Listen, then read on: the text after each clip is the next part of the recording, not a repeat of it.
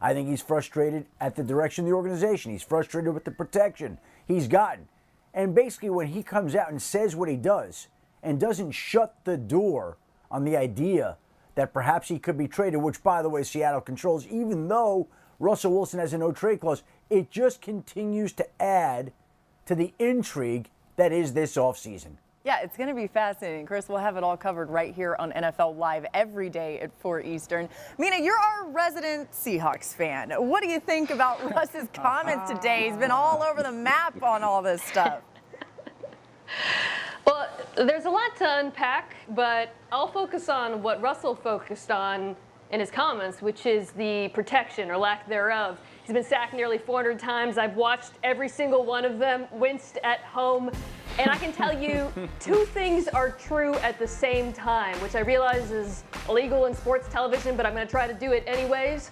One of those things is that Russell Wilson, his style of play invites pressure. It's a good example, actually, of why sacks are not a good way to measure offensive line performance on their own, because if a quarterback holds on to the football, often he's more likely to get sacked. We've seen this with both Wilson and, say, Deshaun Watson. It's what makes them special. The other thing, though, is despite the fact that Seattle did rank in the top 10 in pass block win rate this season, it's not a good offensive line, right? It's not well built. I would say outside of the trade for Dwayne Brown, which worked out really well, he's been excellent in Seattle. The draft picks, the free agent signings, they've not been successful. For the most part, you wonder why they get their butts kicked by the Rams every year? It's because they can't block on the inside versus Aaron Donald. The interior protection in particular was a disaster in the playoffs. So while I don't think Wilson is blameless for that high sack number, I don't think he's wrong to want to throw his weight around a little bit and perhaps invest more, especially on the inside of the offensive line. Three names come to mind for me: Pete Carroll, Tom Brady, Aaron Rodgers. Why Pete Carroll? Because I think Russell Wilson's sick and tired of playing for a defensive-minded head coach that isn't a forward thinker when it comes to offensive philosophy. Why Tom Brady? Because Tom Brady left a good situation in New England to go to a better situation in Tampa Bay. And as these quarterbacks that are really good and really proven get older, they're going to look at their situations after what Tom did. Now, Tom was in a trade, whatnot, but he structured his contract to get out if necessary. And they're going to look at some of these older established quarterbacks and going, wait, there's a better situation for me somewhere. Can I make it happen? It was so much easier for Tom to do because he had a loaded deck than the things that I have to do weekly. And then Aaron Rodgers.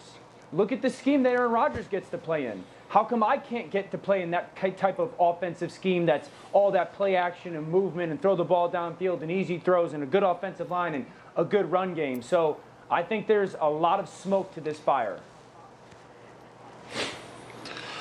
Listen, man, first, Russ ain't going nowhere. That's number one. The second thing is I was going to go a whole nother direction, and I know our producer, Mark, right now is scratching his head like, oh, boy, about to eat up some time.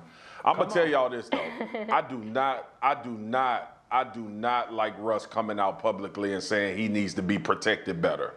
We understand it, we get it, but the dynamics of a locker room, man, that is the quickest way to fracture it, because he has old linemen on his team looking at him say that. And look, I know the relationship between them is better than the one that we see perception from the outside, but I just, that rubbed me the wrong way.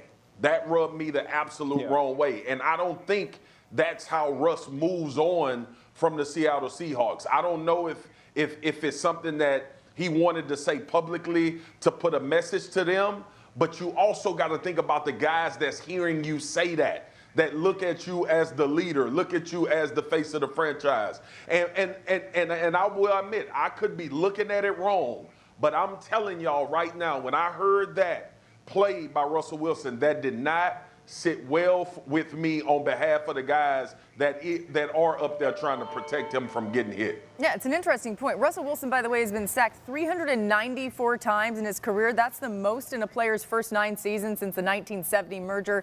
As Mina said, some of it's on him, some of it's on the O-line. Yeah. Adam, what else do you want to add?